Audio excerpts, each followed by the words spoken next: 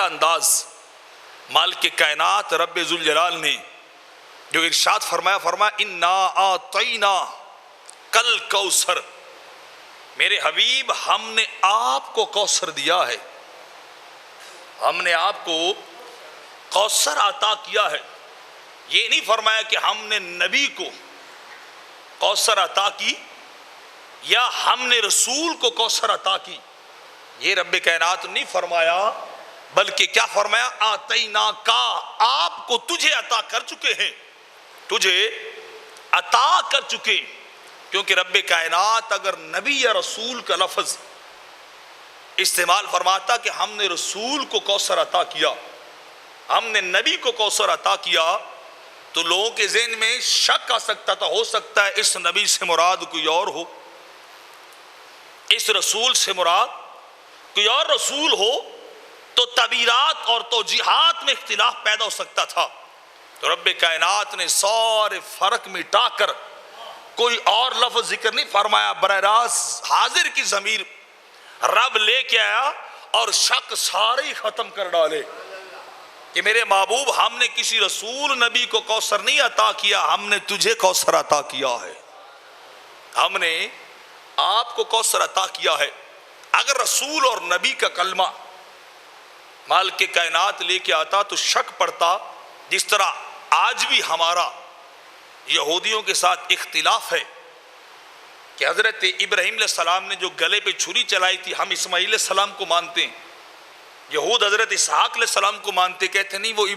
ابراہیم نے جو چھری چلائی تھی وہ اسماعیل نہیں تھے، وہ اسحاق تھے، وہ ذبیحہ بنے ہیں اور ان کو قربان کیا گیا ہے، کیونکہ قرآن نے نام نہیں لیا۔ تو ہم کہتے نا وہ یہود کے مخالفت کرتے، کہتے کہ وہ اسحاق علیہ السلام نہیں تھے، وہ اسماعیل علیہ السلام تھے۔ تو یہاں پر بھی رب کائنات نے اس لیے ضمیر لایا اور اس کو استعمال کیا کہ کوئی رسول نبی کے معنوں کی طرف، اس کے اطلاق اور اس کے مفہوم کی طرف اور اس کے تدابق کی طرف نہ جائے، وہ دائیں بائیں کسی رسول اور کسی نبی کی طرف نہ جائے، جب پڑے اس کا ذہن سیدھا مدینے کے تاجدار کی طرف آئے۔ بولے سبحان اللہ۔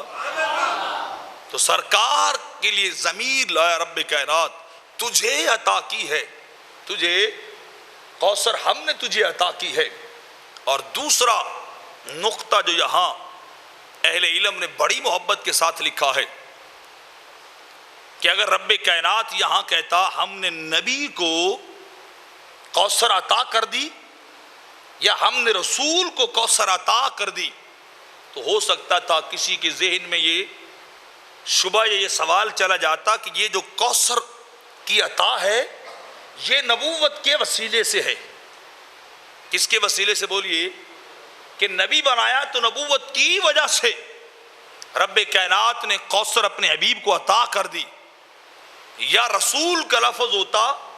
تو دماغ فوری طور پہ اس کلمے کی طرف جاتا کہ شاید یہ کوثر کا دیا جانا، عطا کیا جانا اس وجہ سے تھا کہ وہ رسول بن کے آئے۔ وہ کیا بن کے آئے؟ بولیے رسول بن کے آئے۔ تو رب کائنات نے سارے فرق مٹا دیا، فرمایا ہم نے نہ نبوت کی وجہ سے عطا کی ہے کوثر، نہ ہم نے رسالت کی وجہ سے عطا کی ہے، بلکہ ماہی تیری ذات کی وجہ سے عطا کر دی ہے۔ ہم نے کوثر تیری ذات کی وجہ سے عطا کی ہے، ہم نے کسی اور وجہ اور واسطے وصف وصائف خصائل کی وجہ سے آپ کو کوثر کا مالک نہیں بنایا، ہم نے آپ کی ذات کی وجہ سے آپ کو مالک بنایا ہے۔